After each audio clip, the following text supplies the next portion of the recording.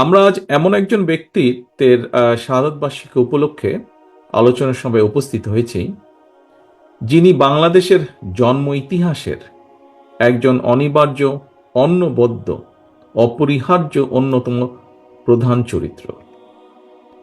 তিনি স্বাধীনতা, সাফল্য, সমৃদ্ধি এবং গণতন্ত্রের মহানায়ক শহীদ জিয়া। স্বাধীনতা এবং মুক্তিযুদ্ধের ময়দানে স্বাধীনতার ঘোষক জিয়া যেমন একজন অকুতোভয় অধিনায়ক ছিলেন, স্বাধীন বাংলাদেশে গণতন্ত্র প্রতিষ্ঠা এবং স্বনির্ভর বাংলাদেশ প্রতিষ্ঠায় সফলভাবে নেতৃত্ব দিয়েছেন শহীদ জিয়া। প্রিয় উপস্থিতিবৃন্দ, স্বাধীনতা, মুক্তিযুদ্ধ এবং মুক্তিযুদ্ধ পরবর্তী স্বাধীন বাংলাদেশের রাষ্ট্র, রাজনীতি এবং দেশ পরিচালনায় শহীদ জিয়ার অবিস্মরণীয় অবদানের অনেক বিষয় আজকের সম্মানিত আলোচক বৃন্দের আলোচনায় উঠে এসেছে। আমি চেষ্টা করব সেই বিষয়গুলো আমার বক্তব্যে আবার পুনরুল্লেখ না করতে।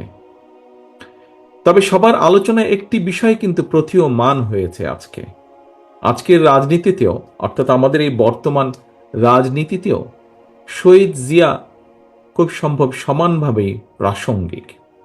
শহীদ জিয়ার রাজনীতি এবং রাষ্ট্র পরিচালনার নীতি এবং পদ্ধতি এখনো আমাদের জন্য অনুকরণীয়, অনুসরণীয়। সম্মানিত উপস্থিতি, আমার কাছে মনে হয়েছে স্বাধীনতার ঘোষককে জানতে হলে, বুঝতে হলে কারো সঙ্গে বোধহয় তুলনা করার বা তুলনা দেবার কোনোই প্রয়োজন নেই। শহীদ জিয়া রহমান মানেই একটি স্বনির্ভর, আত্মমর্যাদাশীল এবং গণতান্ত্রিক একটি বাংলাদেশ। শহীদ জিয়া তার কর্মের মাধ্যমেই বেঁচে আছেন, বেঁচে থাকবেন গণতান্ত্রিকামী এই বাংলাদেশের মানুষের হৃদয়। তিনি জনগণের হৃদয়ে ভাস্কর হয়ে আছেন, অর্জনে, গর্জনে নয়। স্বাধীনতার ঘোষক জিয়া ইতিহাসের পাতায় অবিনশ্বর। সম্মানিত নেতৃবৃন্দ, সংকটকালে কিভাবে সাহসের সঙ্গে ঘুরে দাঁড়াতে হয় 1971 সালের 26শে মার্চ কিংবা 1975 সালের 7ই নভেম্বর দেশ এবং জনগণের সামনে সেই দৃষ্টান্ত উপস্থাপন করেছেন স্বাধীনতার ঘোষক শহীদ জিয়া।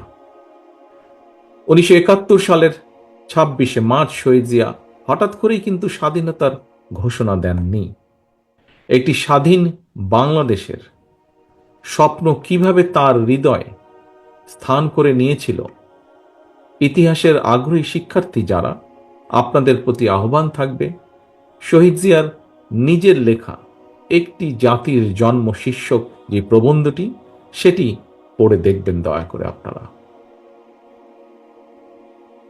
আজকের সম্মানিত উপস্থিতি, মঞ্চে উপস্থিত নেতৃবৃন্দ যারা প্রবীণ নাগরিক রয়েছেন, আপনারা সাক্ষী আছেন, একই সাথে ইতিহাসও সাক্ষী আছে।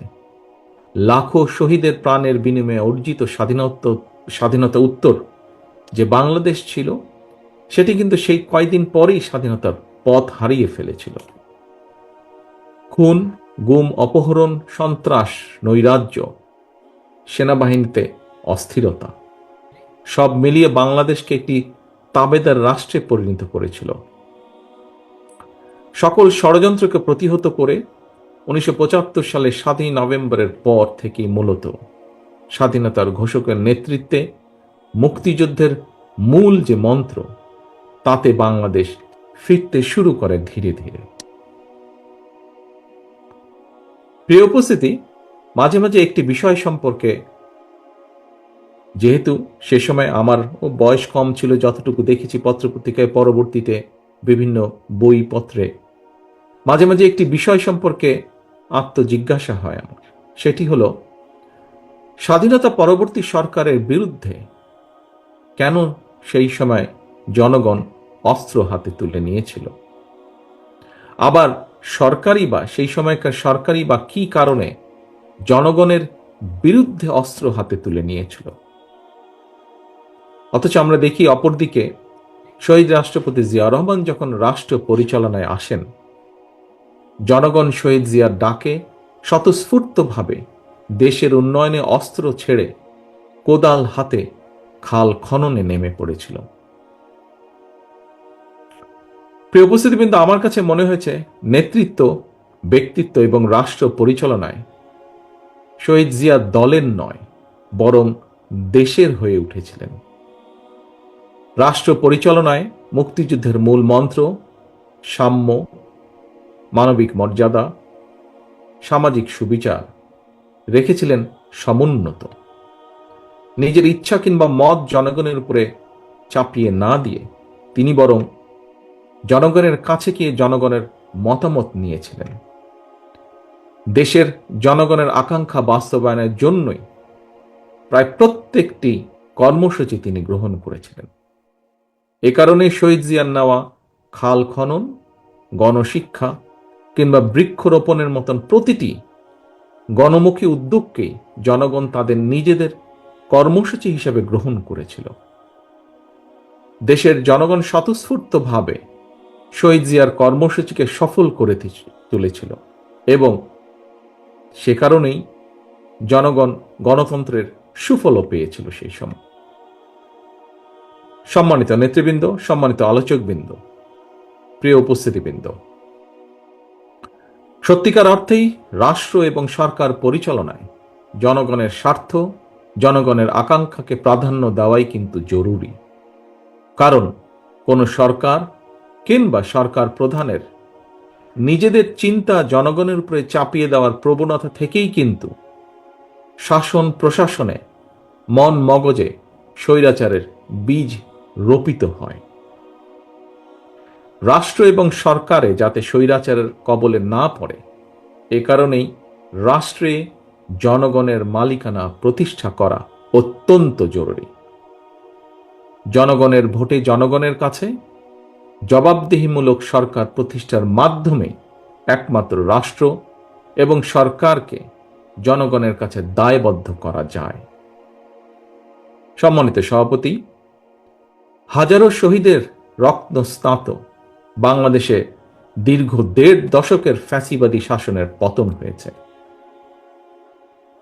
একটি অন্তর্বর্তীকালীন সরকার দেশ পরিচালনা করছে। বর্তমানে গণ অভ্যুত্থানের পর বিশেষ পরিস্থিতিতে দায়িত্ব নেওয়া এই সরকার হয়তো বৈধ, তবে এই সরকার কোনোভাবেই কিন্তু জবাবদিহিমূলক নয় এবং জনগণের কাছে এই সরকারের জবাবদিহি করার কোনো সুযোগও নেই।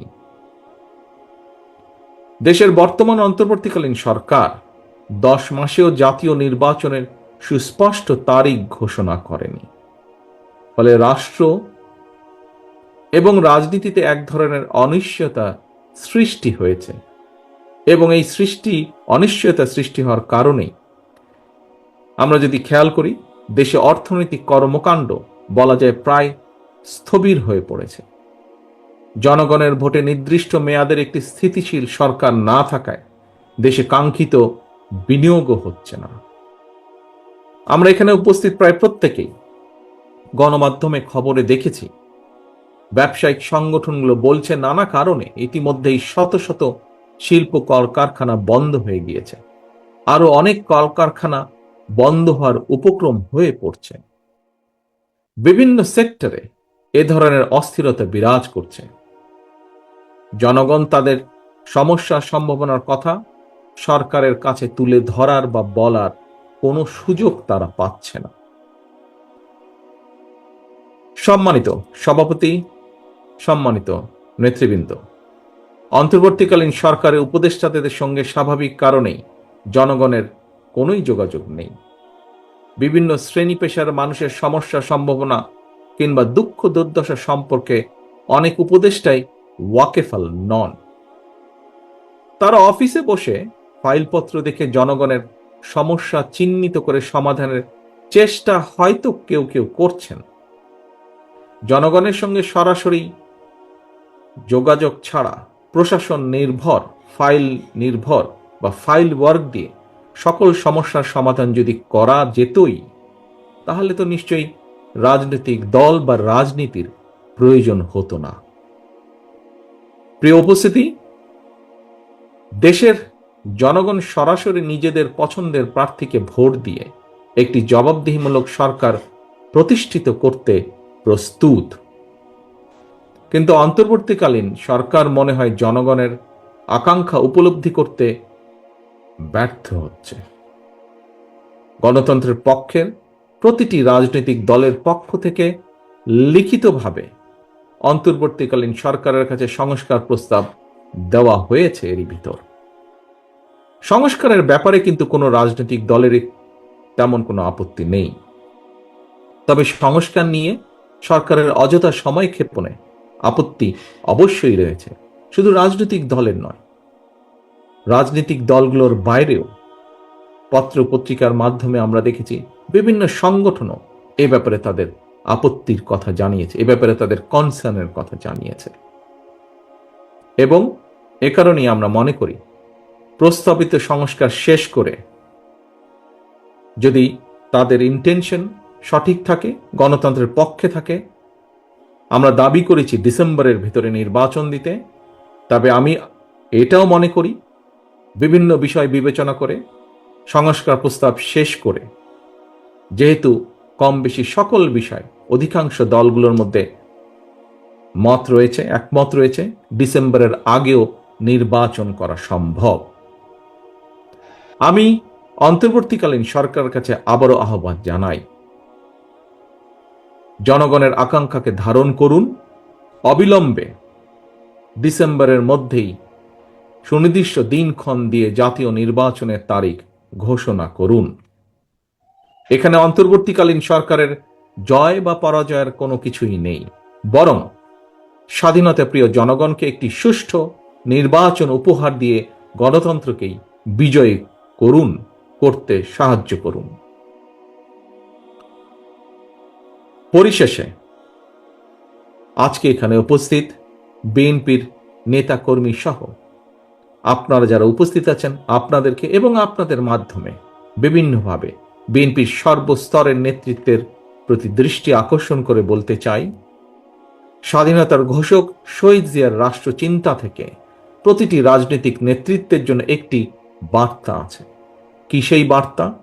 বার্তাটি হলো, রাষ্ট্র পরিচালনায় সফল হতে হলে জনগণের আকাঙ্ক্ষাকে ধারণ করতে হবে, দেশ এবং জনগণের স্বার্থকেই সবার আগে বিবেচনায় আনতে হবে, বিবেচনা করতে হবে। সুতরাং স্বাধীনতার ঘোষকের আদর্শ বাস্তবায়ন করতে চাইলে শহীদ জিয়ার প্রতি সৈনিক, দেশনেত্রী খালেদা জিয়ার প্রতিটি কর্মীর প্রতি আমার আহ্বান, আপনারা জনগণের সঙ্গে থাকুন, জনগণকে অবশ্যই সঙ্গে রাখুন।